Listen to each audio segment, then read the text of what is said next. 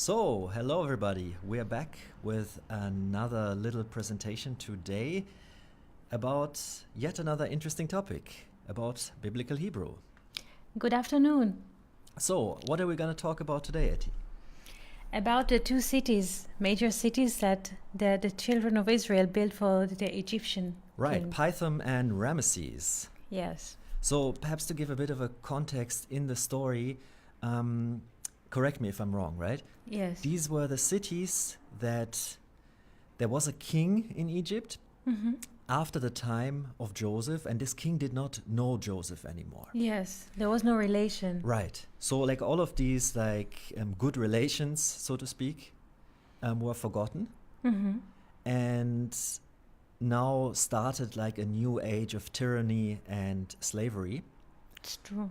And there is this strange word about these so-called storage cities, right? That the Hebrew people were used to build these storage cities and Yes. or treasure cities, sometimes the translation goes. And you wanted to share with us a bit today about possible alternative ways of looking at this, what these storage cities actually might be in a perhaps more psychological sense. Yes. Basically, the Bible names them Arei Miskenot. Arei is from Arim cities. Miskenot, poor cities. Poor cities. And we shall see why does the Bible name them Arei Miskenot, poor cities, oftenly translate to English as storage cities. Is there why do they translate this as storage? Misken is poor, right? Yeah, Misken is poor person, but if you change the letters Miskenot, the Chaf, you change it into Chet, and there's Machsan. Machsan is a storage. From Machsan, okay. For Machsan. Machsan Okay. is a storage, when you store things. So they try to find a translation which will ease people's mind. Well, it's something that is graspable Acceptable, in our yeah. kind of conceptual idea of the world and of Yes. history, right? So they said probably these old Egyptians, they had some places where they needed to store their grain, and so they needed some slaves to build those places, like a Yes, silo. very for- fast. They Right. need to build also very fast. So it makes sense when you want to make like huge project, and so you take a lot of people like as a manpower, and this is what people do until today. Right. Yes. So now we shall look about at the word Pithom in Hebrew here. Pithom. Oftenly divided, this word divided into two parts. P, tehom. P is a mouse, and Pithom is a mouse, is a deep mouse. And as we said before in our former conversations, the Bible is not an historical a book or geographical book. Well, not only, right? There are references in it, but There are things that there are accuracy. We can find their archaeological truth if we look. But it's not only. It's like we said all the time, it's a blueprint of the soul. So what does it mean in a human perspective? What does it mean, Pithom? Pithom, the city of Pithom. What does it mean to build the city of Pithom in our times? 2019? What does it mean? right, we're 2019 already. Yes, especially now today when we are we have relations with social medias. So especially in our times, this is very important to recognize this Pithom. Can I ask a quick grammar question Yes, here? yeah. You write here Pithom, so you split it up into P and Tehom. So I know that the Hebrew word for mouth is Pe, right? So that's the Yeah. letter Pe and then the letter He. Yeah, So the yud here in Pe Tehom, is that a genitive? a genitive. So yes. it's like the mouth of the abyss, so to speak. Yes. And this is a way of looking at it that is from the sources, right? From the commentaries. Yes, from the commentaries, from the Ari's writing. Okay. So that was just a quick question. Please Yes, continue. yes. So especially in our times when we deal a lot with social media, what does it mean? Because we are not living in Egypt. All the universe, all the people of this planet, not all of them live in Egypt now. Yes, but as we said before, Egypt is a metaphor for the world of duality, for the world of conflict. Mm-hmm. So what does it mean that I am in relation of slavery and I build those poor cities? Arei miskenot. What does it mean when people usually converse with each other and they can share the same room or they can share the same topic over the internet, and when we speak but we feel nobody listens, like the words that we speak are disappearing into deep depth somewhere and nobody responds, it's just being swallowed. This is Pithom. This is a deep well, not even well, but deep black hole when everything that we share from the heart or from our mind is being swallowed or ignored or deleted or brushed off like it never was. Because usually when we speak, by speaking words, we build worlds. And if on the other hand, on the other side of the line, nobody receive those words or brush them over or step on them with his comments, poor comments or vicious comments, it means we build poor cities. We Right, build like the aggressive... Yes. Excuse me. Yes. Okay. Yes, please. Like aggressive culture of commenting that we see sometimes on YouTube or on all kinds of social media, right? Where people aren't really talking with each other, they're more talking at each other or and on against each other. And on each other. On each other. They bury right. them. Yes. Exactly. So now we shall see what does it mean, the other city, what does the name mean? Ramses. The next city was Ramses, composed from two words in Hebrew, Ra Masas. Ra is evil or bad. Masas is the verb which means melting. Melting bad.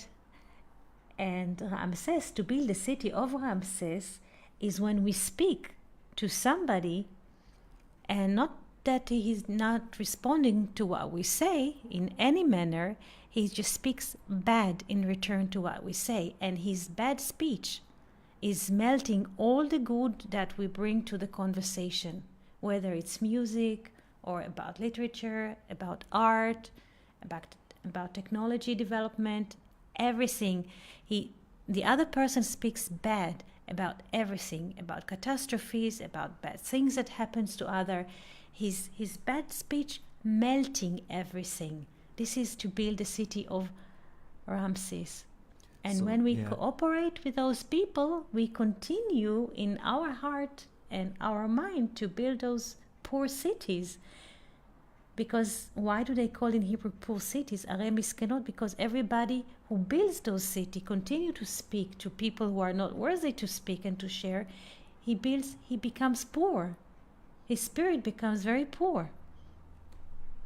So I see here two different ideas in a way. In Pythom, it's the mouth, which is interesting because the mouth, we both speak with the mouth and we eat with the mouth, meaning we take things out or we take things in. So in Pythom, we have the case that the mouth is not speaking. It's instead just swallowing everything in. Yes. And here we have the case that the mouth does something, but it speaks bad. Active bad. Right. Yes. So you could say the first was a kind of like a passive evil, so to speak. Passive evil and positive evil, like two sides, yes. This is very, very interesting because this pattern in our human psyche continues, though we are now living in 2019. It's the same pattern of human behavior. And perhaps it's also interesting to look at this whole ancient Hebrew concept of creation and speaking, right? I mean, I know it says there's this saying which is kind of mind-boggling in the first place, but let's just look at it for a second. That it says that God created the world by looking into the Torah, right? Yes. That's one of the core understandings. It's not even Yes. that obscure. A lot of people know this saying. But it's like, once you then ask, what does it actually mean? You start to get into very tricky territory because, right, how can we even make sense of such a saying, actually, intellectually, logically? To look at letters and to create worlds. We Right, see in and literature. this is the idea. This is the In idea that's literature, underneath. yes. Why do we read literature? Because the letters, when they appear in a certain context, a picture rises in our mind, and we can build worlds from letters and their combination. Exactly. So this is here a very ancient idea of communication, which perhaps we're not so familiar with nowadays. There are all kinds of communication theories, right? We communicate either to impart information, to command others or something. But the ancient Hebrew idea of communication is actually we create by communicating. Yes. Yes. So depending on what we put out there, we create different realities. And I think everybody understands that, right? If I speak bad things and I have a kind of negative attitude in discussions with people and I just want to be right and I don't want to listen to them, it creates a certain reality also for that other person. Yes. Also to the world. Right. Not just between the two, but it influences further more than the cycle of two people sharing one room. Of course, the more people engage in such a culture of speech, the more problematic it becomes, right? Yes. Yes. This is interesting because if we look at every letter, it doesn't matter which alphabet. Now we speak about Hebrew. But each letter is a brick.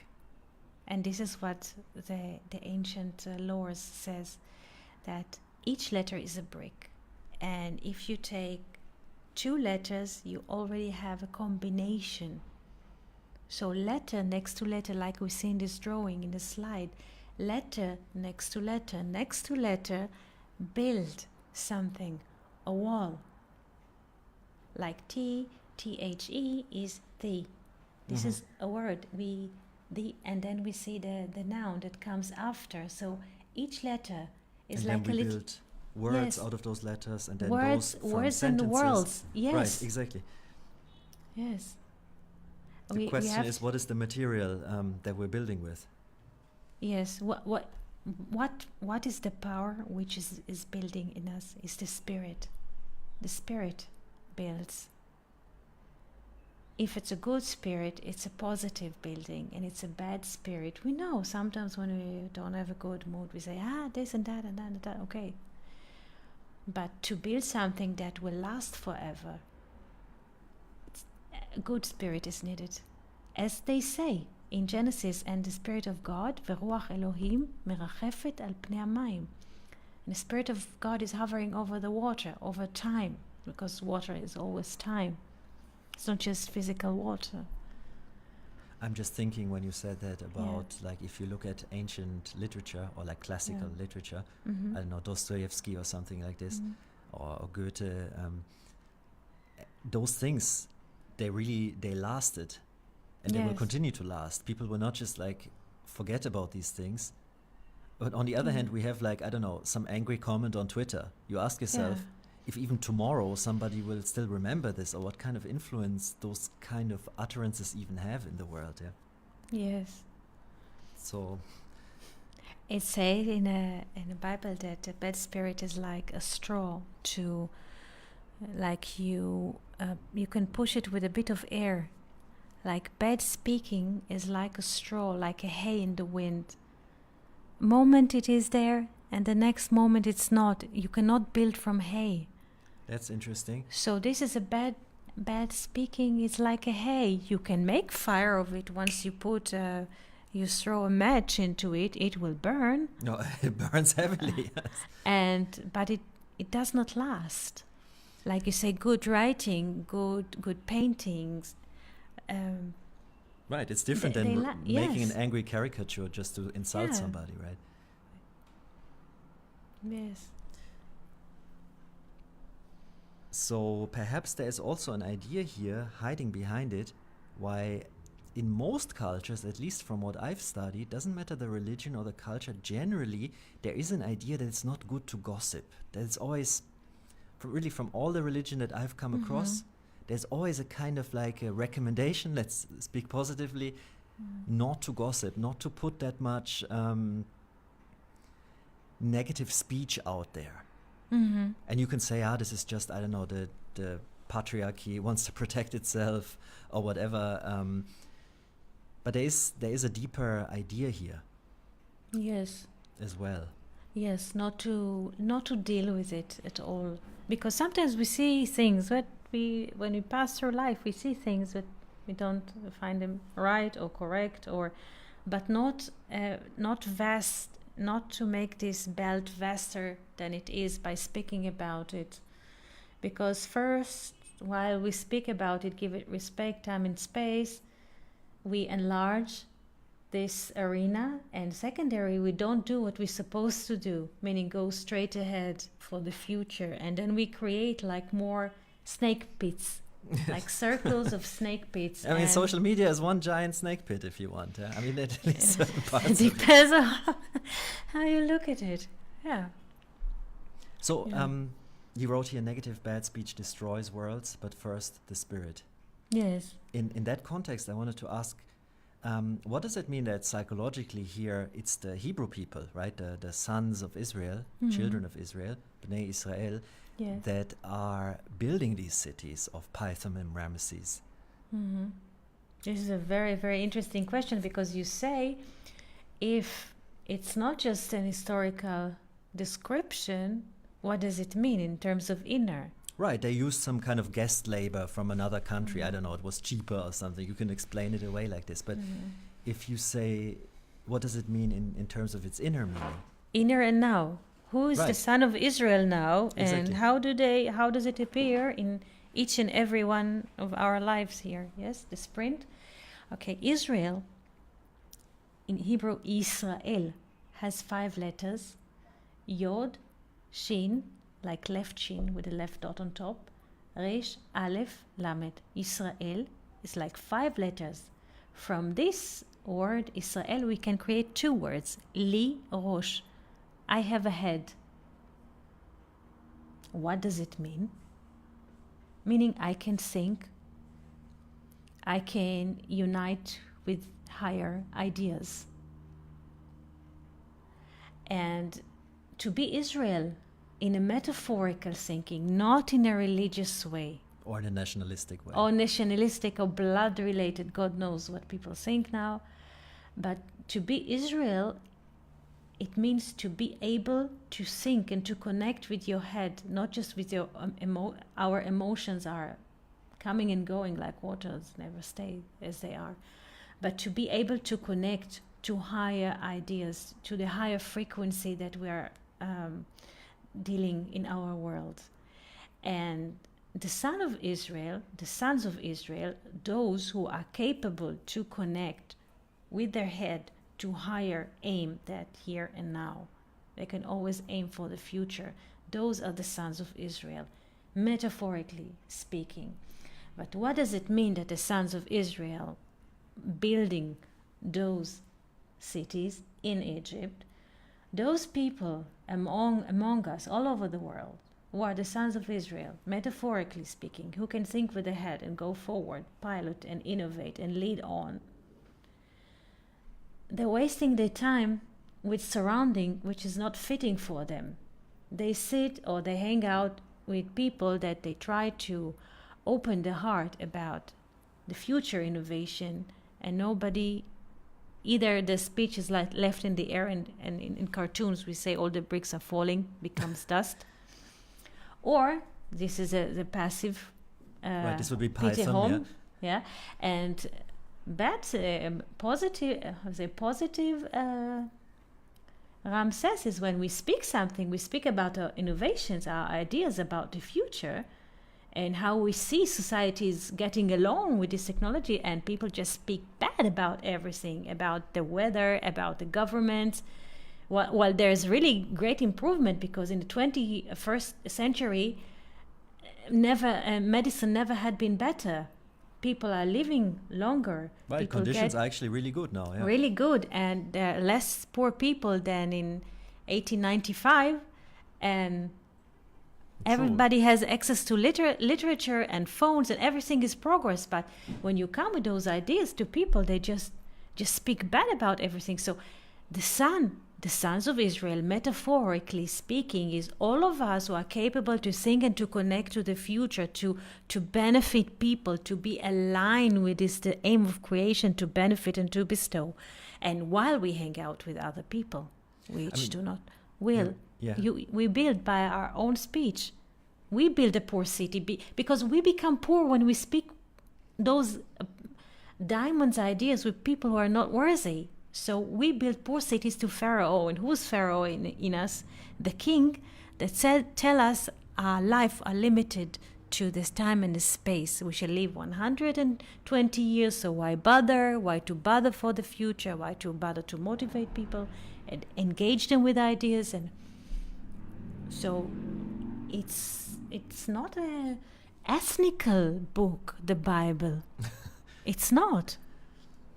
Yeah, I mean, what I was just thinking of is that, okay, you speak about other people, right? And like, you can read that sometimes in biographies of great innovators or great thinkers, that the people around them many times told them like, this is stupid, you know, like just be like everybody else, don't go for it, etc. So you definitely find this, that people are trying to put new and challenging ideas out there, and people are just trying to shut them down, either in the way of just swallowing it or like actively stepping on it. But I'm thinking even more in a psychological sense, before even other people censor our ideas and we censor ourselves. We censor ourselves, right? This is vicious of all. Right. I mean, this is perhaps the real thing here, that first of all, this Israel inside of us is being enslaved by the Pharaoh inside of us, yes. Right? And you spoke a bit, I think, about this, was it last conversation? Somewhere, or the one before, right? About what is this Pharaoh? What is this... Pharaoh, like a bad mouse, or sit in the nape, not again, in the the front. Yeah. Yes, sit in the nape, Oref Hashem, in the nape, not in the front for the future, but sits and ordinates the past perception of our life. You'll never make it. It was bad in the past, so why shall it be good in the future? Exactly. And so on and so on. And you are limited.